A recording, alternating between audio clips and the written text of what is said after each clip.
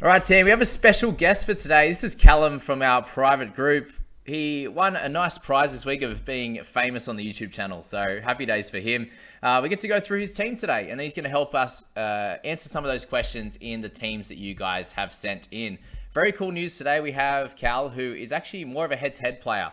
And surprisingly enough, as always, the head-to-head players seem to be ranking pretty well at the start of the season. So a couple of great weeks for him and has saved a fair few trades. So you see there, he's got 31 trades available, 374 in the bank. So I think it's going to be a really interesting team to go through and hear a lot of his thoughts as some of the potential trades that he's looking at over the next few weeks. So welcome, Cal. Tell us a little bit about your team. Yeah, man. It's a head-to-head team, so I'm mainly just focusing on trying to get as much value as I can and save as many trades as I can just to stack the team. Yeah, I just try to, build it and just buy those guns, get the sort of top 20 players when, if they come up cheap, and just all geared towards that last few weeks. So I'm prepared to lose a few weeks here and there. I'm prepared to drop down to 16 players if I have to. If I lose the odd head-to-head, it's normally not too bad as long as that team value is cranking. That's my main thing, team value. Just the team value. Perfect. And in your starting team, were you looking at more mid-range guys, or were you mixing sort of guns and cheapies, or just a bit of everything? Anywhere I can find value, man. Okay. I try and just focus on getting that team as strong as I can. My first year was in 2021. I had a really bad start and I just got so far behind. And so I learned a valuable lesson there that team value just can really drag you through. Perfect. And anyone you've started with that's had a really poor sort of start that you didn't expect? You've obviously got Harley Smith Shields here, but anyone else that you've kind of moved on that, quickly that wasn't doing very well? I just dropped Quadra last week, which that's a tough is one. tough for me. Yeah, because I don't like trading guns. Like I like to, it's a trader, but with Hosking there, him injured, he had a high break even. So he was probably a bit of a disappointment, but I've been kind of lucky with some of my other duds. I haven't traded them like Blore last week. He's sort of been probably been a trade out for a while, but then last week came right. So yeah, there's been some luck in there as well. Awesome there. And then sort of your best player you started with, and then the best guy you've traded in the last few weeks? I'm real stoked with Haas, Like I wasn't sure about him. Oh, Grant as well. I had Grant in my team like all through. I just wanted him. Yeah. And then with Haas, I sort of just banged him in towards the end. And he's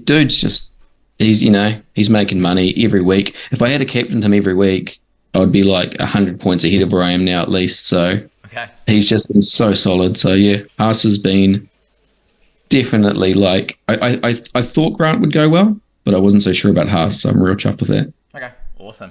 And you started with Cleary, I imagine? Yeah, I did. Beautiful. And is your goal to get Hines next week, or are you going to wait a little bit? If it works, yeah. Like if it makes sense to get him, then yeah. But then if it's someone else comes along that's going to make me more money, I'm prepared to wait on him because he's just so highly priced at the moment. Yeah. So there's not a lot of value in him. Would you say he's close to his peak? Would you say money-wise? I'm seeing him pretty close to peak, I'd say.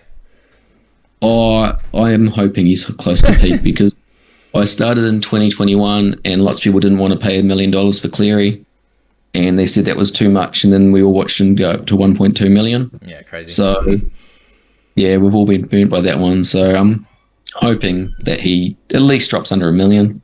Beautiful. So looking at trades this week, what have you got in mind? And then do you have a bit of a plan for the next few weeks?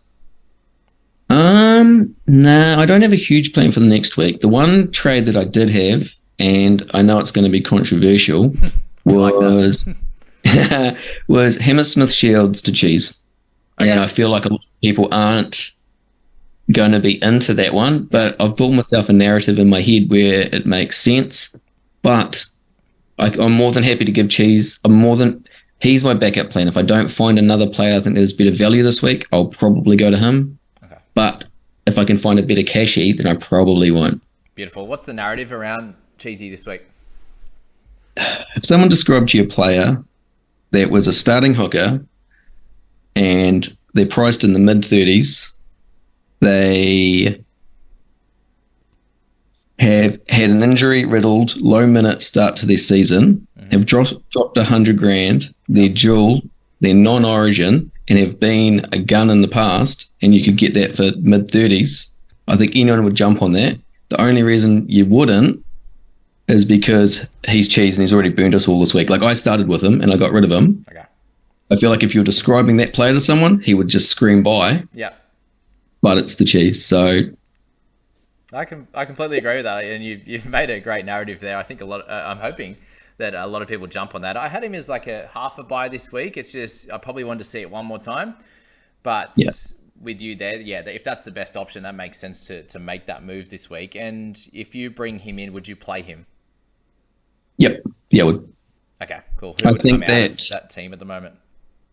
I'd have to have a really good look at my. It's funny, I can't actually see my team right now. That's all right. Currently, I think I've got Alamotti. I would bump him in over Alamotti. Perfect. So yeah, that would be my pick.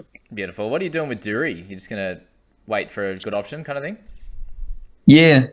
I mean, he doesn't stress me out. He's got a low break even. I mean, if he ends up coming and playing off the bench and getting another 30, he'll make a little bit of money. I don't need to play him. So yeah, he's not stressing me out. Like, he's not going to lose. I suppose Smith Shields isn't playing this week either, so he's not going to lose me money either. But yeah, because he's done, isn't he, Smith Shields? Yeah, yeah. I'm pretty happy to, and I've got good centers. I've got Bird, Lem, and I've got Alamotti. So I'm overrepresented in there. There was another thing with Cheese too. He gives, because of the duel, I've got no cover in mids at the moment. So Cheese game as well. And then hooker. Oh, you've got Boydie.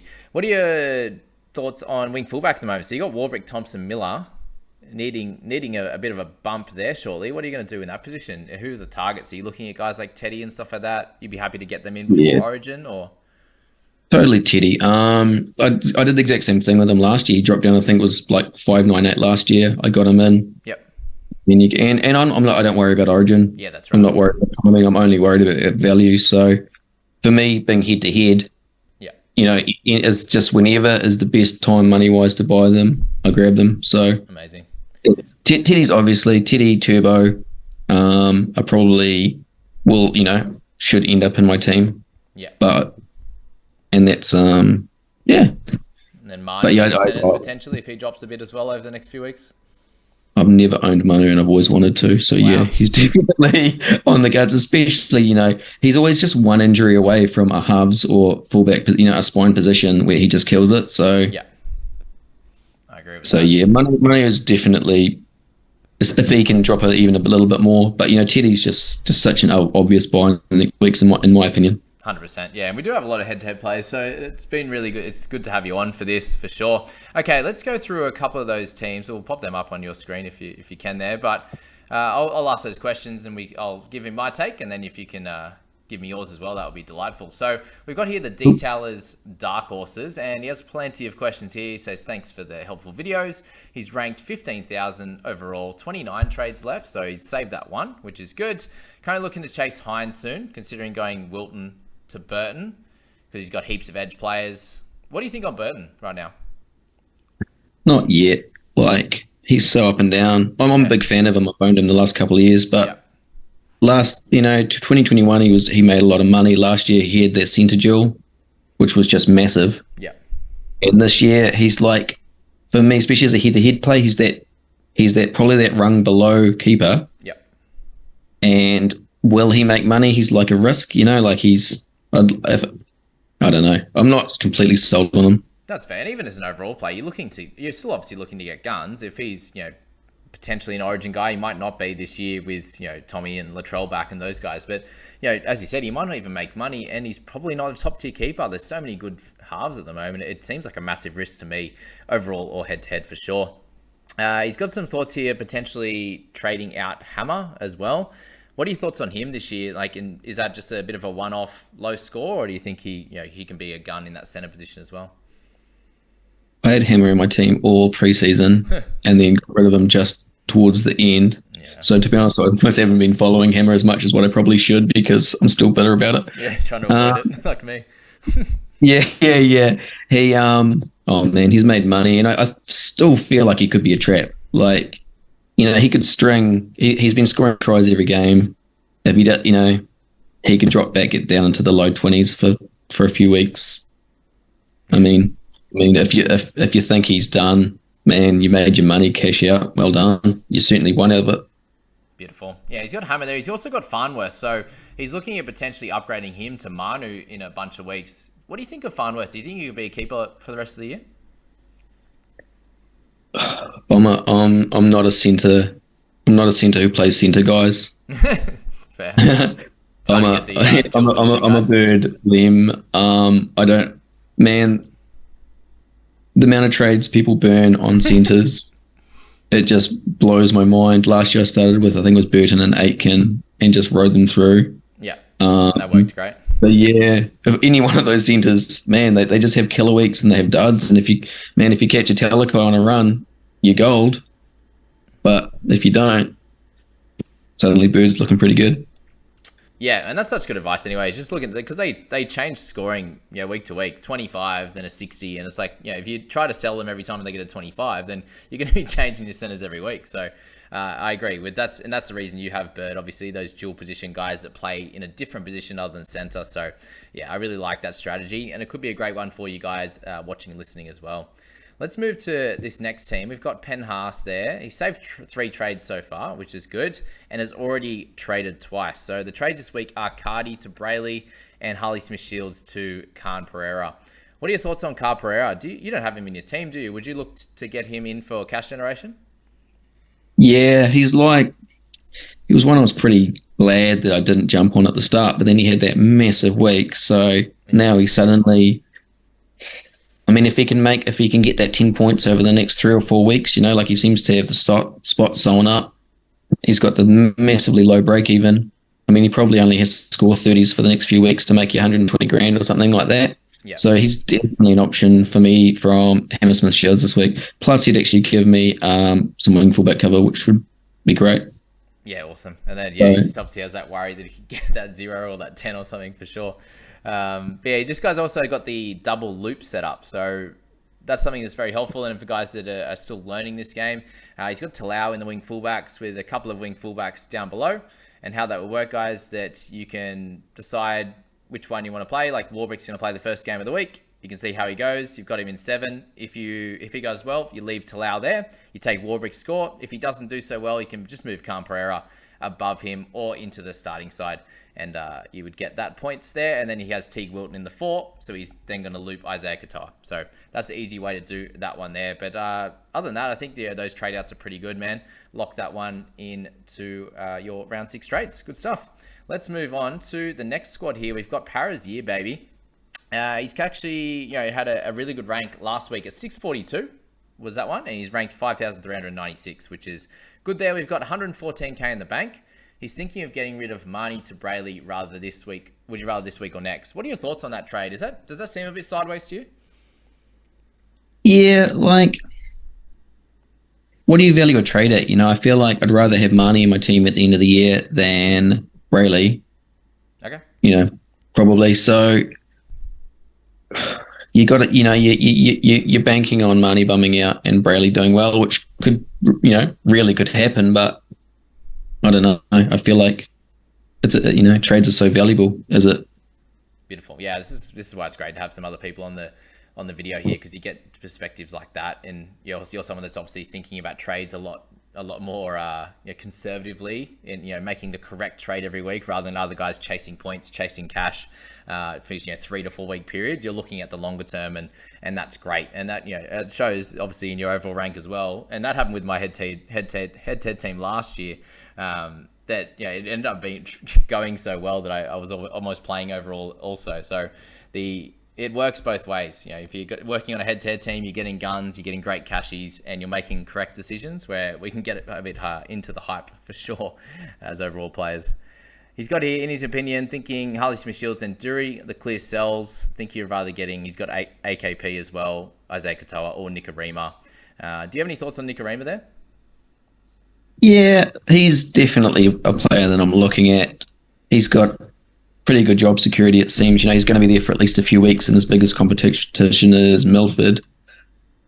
He typically gets about 40 in the halves. He's up against a half that's, I mean, if anything, he's probably going to be the dominant half in the situation. So, and he's priced at base price. So, I mean, like, it seems like, I mean, all he has to do is average 30 over the next few weeks, and he was worth the trade in. So it seems pretty realistic to me, like as an option for sure. Yeah, and he has that bit of boom potential as well, which is cool. See this team here, he's got a bunch of sort of cheapies there. So I think, being able to go down to one of those guys and then use one of those mid 300s guys you've got there in a Dury to upgrade. So Harley Smith Shields down 20k, Dury you'd have 130 odd. You can get up to a 470, 480k player. So maybe that's where the Brandon Smith trade could come in. So very, very cheeky there. And yeah, we're suggesting to leave Reed Marnie in that position, but does have a lot of trades available. So isn't the worst thing if you do decide to make that trade. Let's look at Matty Damon's team in our private group here. Love that he puts all of his effort into this one. He's in the mid-tier out of our private group. Out of 104, he's coming 50th, and he's ranked okay. So 6,955, in a good position. Didn't go as well last week, but has a solid team value of 11.8 million. Do you know where yours is at there, Cal? I think I'm just under 12 million if you combine like my team value and my cash in the bank. Yeah, it's about the same as me. So that's something I've definitely been focusing on this year as well. Because yes, points is great, but if you don't have that team value, and it's such a long season too, right? You're going to have so many extra rounds at the end of the year where it's like, oh, this team has like 18 guns and I'm sitting there with like 16, and you just can never catch up, can you, at the back end of the year with that strategy, right? Yeah, for sure. And it's brutal watching your ranks go backwards. So yeah. So yeah, the mixture of saving a few trades, but getting the right cash cows in here. Okay, he's got a plan. Lots of different options to trade out this week. Stags, Kenny, who we actually just brought in last week, so I'll call you out there, Matty boy there. Trendall, Cardi, and Boyd. My focus is really fixing my hooker position whilst also leaving cash for Hines, and I know that's why he went for Kenny. So he's got Boydie and Kenny as his only hooking options. Would you trade any of them two, or would you potentially use Cardi, Trindle, these types of guys to do a bit of a downgrade from Trindle and maybe go up with Cardi to get a Brayley or something like that? Cardi, I'm pretty happy just as his break even's not that bad. Even if he comes off the bench, he's probably not going to lose heaps. You just don't know what's going to happen, and that's the Eels team. So if he comes out and plays 80 minutes and scores a 55 and you traded him out this week, you're going to be gutted. Yep. So I don't think he's not a trade out, but personally, I'd like to give him another week. Yep. And same for Tanner Boyd, right? You're giving him a bit extra time. Yeah, man, his break even's low. Like, he doesn't even need to score that well. He's still, he can fumble along at sort of, low 40s and still make some money. That's why you bought him in the first place. So he hasn't done anything that bad. He's had his best week ever in his last game. So if you bought him, it doesn't really make sense to me to sell him this week, because last week was the only week he did what you want him to do. 100%. I agree with that. And he's got a lot of trade out targets of Kenny here. And you're looking at, Carrigan last week, for example, had the really low tackle numbers. Kenny, that was not his game. Like, with Penrith absolutely dominating, he wants that tussle, that back and forth. And they have a tough game this week. So I'd say Kenny's a clear hold. He could bust out a 50 as well. And his money-making potential comes back as well. Obviously, a 21's not great, but I'd suggest probably playing him this week. So we'll remove all those trade targets, I think, with Kenny. Really, he hasn't even got anyone here. He's got a lot of Brayleys. He's got some Robsons in there. Would you try and get a Robson if you're looking at, in your head-to-head scenario there, Cal? Robson is awesome, but because I only focus on my end-of-year team, I don't want too many Cowboys, too many Broncos, too many Rabbitohs. Because of the buy at the end, right? Yeah, man, because if I get stuck if I have three guns, like say if I end up with with the Rabbitohs, Cook, Murray, and Latrell, that's three trades I have to burn, man. And if I don't have those three trades, or if I have to do those three and have an injury or something, Robson just seems like such a good option overall, but head to head, he's going to have to go eventually, probably. So I'm with you there for sure. He's got plenty of different trade options here. Cardi to Brayley is a pretty solid one to improve your hook position. I'm okay with that one. That's just the one trade as well. You have saved a couple, which is fine if you do want to double it up there. He's got Brayley Nikorima as one, leaves a bit of cash in the bank for an upgrade next week. That's getting rid of Kenny and Cardi. There's a lot here, man, and I wish it was so straightforward. It's actually really tough. So I think the majority of them are fine, but if you are bringing in Nikorima, just be aware that he's another guy you might have to trade out in a few weeks. You've got Kenny, Boyd, a bunch of those mid-rangers that you'll be looking to move on eventually from as well. Stags he doesn't like, so what are your thoughts on Stags? Would you hold him in that roller coaster that he provides? I'm not a centre guy. Yeah. So you just man, if you like, for me, it amazes me when someone buys a player and then they'll sell them quite quickly. Like people wanting to sell Carrigan last week. You bought him. Yeah. You knew exactly what he should do. He's doing great. He was doing better than what he traditionally does. Yeah. And people sort of decided it wasn't enough. If that wasn't going to be enough, I'm surprised you bought him in the first place. Well, it was enough. Yeah. So I don't know. But then people sold him and then he got a 35. So what would I know? Yeah, they got pretty lucky there. And even I think the 35, I think he'll go back because they'll have a bit of a closer game as well eventually, and he'll make his tackles and he'll get some attacking stats, and that's that. So, all right, we have a couple more to go here, I think. So what have we got here? He's got all his trade history, which is cool. I like seeing that. If you can chuck that into your teams, guys, that's awesome. I really appreciate that. Okay, keep being one player off this decent scores every week. So had an okay one last week, is ranked in the 16,000. So definitely someone we need to help. Teddy's killed him, unfortunately. Yeah, I agree with that one. Has made 2 trades this week. Teddy and Eli Katoa for Perham and Johnson. Do you see those as good trades? Sorry, I was just opening my phone to have a look at it. What were the trades you wanted to say? Teddy and Katoa to Perham and Johnson. Would that be okay, do you think? Nah. I love that. I was hoping for an instant reaction. Nah, to me, Teddy's a buy in 2 weeks. Like Overall and head to head, same, you'd say? Oh man, I definitely, for me, head to head, yeah, for sure, man. Just as soon as he bottoms out, grab him, and he did it last year, exact same thing last year, and it was great. Katoa, I'm not even sure. Is it Katoa, or I'm surely it's Yeah, he had one average week. His break even's still fine. Yeah, it has to be. If you're gonna sell a player that isn't, if you're gonna sell a player that isn't a screaming sell, the guy you're buying has to be a screaming buy. Yeah. I normally wouldn't sell Cotter, but last week I sold him for Hosking because that was just the way I could do it. Yeah, that was the one. Yeah, Katoa was just not even to me. He could still make another $100,000. 100%. Yeah, again, a great way to look at it. And he's even said there, would you wait the next 2 games for Teddy, and then with Origin coming up? I think so, man. I think you can hold him. You've got Walshy there and Miller. So, if you leave Teddy in there and having some cover in Isaac Thompson and Warbrick, you probably trade one of them out, or you could trade out Teddy come Origin, but you're going to want him. He's going to score well over the next few weeks, and you then won't have to touch a wing fullback there at all. So I think that's solid, man. Just hold off on that one, would be fine. And even Katoa, I wouldn't be looking to trade him out. And there's got to be another way you can get Shawnee Johnson in. Maybe that is through Cartwright or, someone like that. We'll have to look at Hopgood as well. What are your thoughts on Hoppy going forward?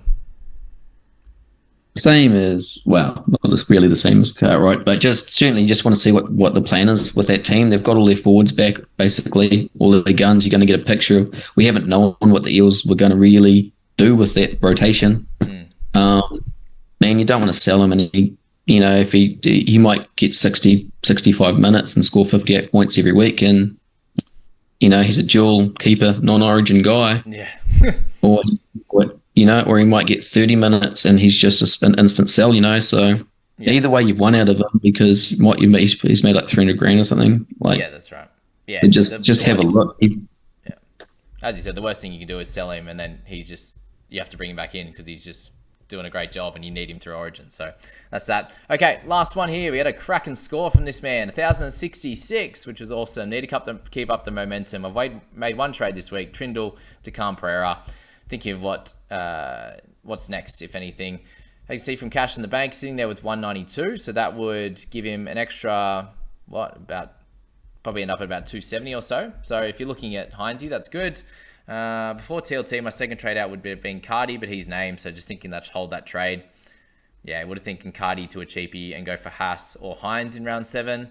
Well, you could potentially do that next week anyway, so I think you can leave that this week. Let's leave it at that, Cal. Big thanks to you for coming on. That was very helpful, especially from a head-to-head perspective there. Plenty of gems you've given us there, and we wish you all the best of luck heading into your head-to-head season. How many of those head-to-head comps are you in? And are they cash comps, or are you just playing with mates? I was real silly this year. I entered like 17 head-to-head comps, but there's 3 I care about. Okay. A couple of cash comps and one just purely pride. Okay, awesome. Well, I wish you the best of luck for that, and I'll obviously see you in the private group. But yeah, everyone, if you enjoyed this, get in the comments and let Cal know. I'm sure he prides himself on all the love that you guys give him, right? That's all you care about in life. Yeah. The affirmation.